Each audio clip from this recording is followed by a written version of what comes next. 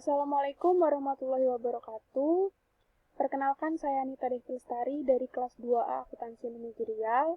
Pada kesempatan kali ini, saya ingin mempresentasikan tugas saya dengan matkul Pendidikan Kewarganegaraan, yaitu tugas mind map dengan judul Identitas Nasional Bangsa Indonesia. Oke, langsung saja kita mulai. Sebelum kita masuk ke apa aja sih Identitas Nasional Bangsa Indonesia itu, yang harus kita ketahui pertama itu adalah faktor pembentuk identitas bersama tersebut. Nah, faktor-faktor pembentuknya itu diantaranya adalah primordial. Primordial ini adalah ikatan kekerabatan, kesamaan suku bangsa, dan kesamaan tempat berasal. Kemudian sakral adalah kesamaan agama. Tokoh adalah sifat kepemimpinan tokoh yang ditaati, disegani, dan dihormati oleh masyarakat setempat. Kemudian Bhinneka Tunggal Ika, di mana masyarakat itu memiliki kesediaan untuk bersatu dalam perbedaan atau unity in diversity. Sejarah, di mana masyarakat sadar bahwa mereka itu memiliki sejarah yang sama, kemudian perkembangan ekonomi dan kelembagaan. Kelembagaan di sini maksudnya adalah lembaga-lembaga negara itu juga memiliki peranan yang sangat penting untuk menyatukan sebuah bangsa. Kemudian proses bernegara dan berbangsa. Yang pertama ada hakikat negara. Hakikat negara ada 3, yaitu arti negara, unsur negara, dan sifat-sifat negara. Arti negara. Negara itu adalah organisasi yang ada dalam suatu wilayah, memiliki kekuasaan atau kedaulatan tertinggi, dan sah serta ditaati oleh seluruh rakyatnya. Kemudian unsur negara. Unsur negara itu adanya rakyat, kemudian adanya wilayah, adanya pemerintahan yang berdaulat, serta adanya pengakuan dari negara lain. Kemudian sifat-sifat negara. Sifat-sifat negara itu yang pertama memaksa, dalam artian sebuah negara itu memiliki wewenang untuk melaksanakan ketertiban. Yang kedua, monopoli, di mana negara itu memiliki hak untuk membuat tujuan bersama dengan masyarakatnya, memiliki hak untuk melarang sesuatu yang bertentangan, kemudian memiliki hak untuk memberikan saran bagi kebutuhan rakyatnya.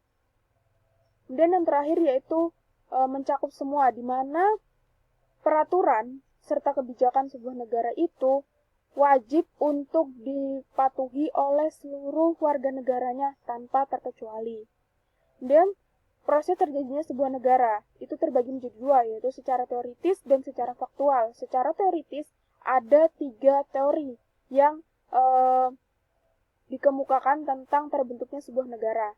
Yang pertama ada teori hukum alam, di mana di sini mengungkapkan bahwa sebuah negara itu terbentuk secara alamiah karena sifat manusia sebagai makhluk sosial yang memiliki kecenderungan untuk hidup bersama demi tercapainya kebutuhan hidup mereka. Kemudian yang kedua yaitu teori ketuhanan. Teori ketuhanan di sini berpendapat bahwa sebuah negara terbentuk karena adanya kehendak Tuhan. Kemudian yang ketiga teori perjanjian, di mana sebuah negara itu terbentuk karena hasil perjanjian dari antar individu. Kemudian secara faktual, pada kenyataannya sebuah negara itu terbentuk melalui beberapa proses. Yang pertama penaklukan, kemudian peleburan, pemecahan, pemisahan diri, perjuangan, pemberian, dan juga pendudukan. Kemudian fungsi negara. Fungsi negara itu pada umumnya ada 4, yaitu yang pertama fungsi legislatif, yaitu fungsi untuk membentuk atau membuat undang-undang serta peraturan.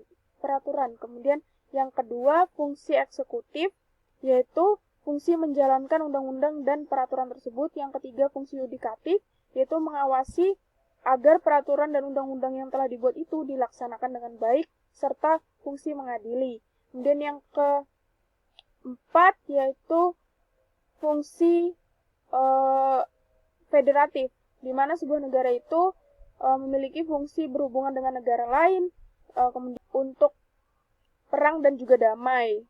Kemudian tujuan negara. Tujuan negara itu pasti berbeda-beda setiap negara, tetapi pada umumnya sebuah negara itu memiliki tujuan untuk menciptakan kesejahteraan bagi seluruh rakyatnya. Oke, selanjutnya yaitu bangsa dan negara Indonesia. Bangsa dan negara Indonesia itu kita bagi lagi, yang pertama yaitu hakikat negara Indonesia. Hakikat negara Indonesia adalah sebuah negara kesatuan berbentuk republik yang didirikan pada 17 Agustus 1945 dan melalui proses proklamasi. Kemudian proses terjadinya negara Indonesia. Proses terjadinya negara Indonesia itu termaktub dalam pembukaan UUD 1945 pada alinea pertama, kedua, ketiga, dan keempat. Selanjutnya cita-cita, tujuan, dan visi negara kesatuan RI. Cita-cita negara Indonesia sendiri itu adalah mewujudkan negara yang merdeka, bersatu, berdaulat, adil, dan makmur.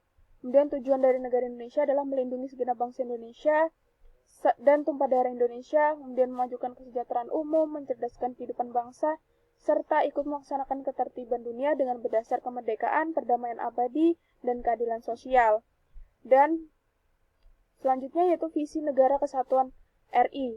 Visi dari negara kesatuan RI sendiri adalah visi pembangunan nasional, di mana saat ini memang sedang digalakkan pembangunan dalam semua sektor demi tercapainya kemakmuran serta kesejahteraan bagi seluruh rakyatnya. Oke, setelah kita bahas semuanya, faktor pembentuknya identitas, kemudian proses berbangsa dan bernegara itu seperti apa, kemudian bangsa dan negara Indonesia itu apa. Nah, selanjutnya adalah identitas nasional negara Indonesia sendiri. Itu adalah diantaranya identitas nasional bangsa Indonesia itu bahasa nasional, yaitu bahasa Indonesia, Pancasila sebagai dasar falsafahnya, lagu kebangsaan Indonesia Raya, lembaga negara yaitu Garuda Pancasila, dan Bhinneka Tunggal Ika sebagai semboyannya, bendera negara yaitu bendera merah putih, konstitusi negara yaitu konstitusi UUD 1945, kemudian bentuk negara yaitu bentuk negara kesatuan yang sangat khas, kemudian konsepsi wawasan Nusantara dan kebudayaan daerah sebagai kebudayaan nasional. Baik, sekian presentasi mind map saya yang berjudul Identitas Nasional Bangsa Indonesia. Semoga apa yang saya sampaikan tadi bisa bermanfaat, dan terima kasih atas perhatiannya. Salam kesatuan.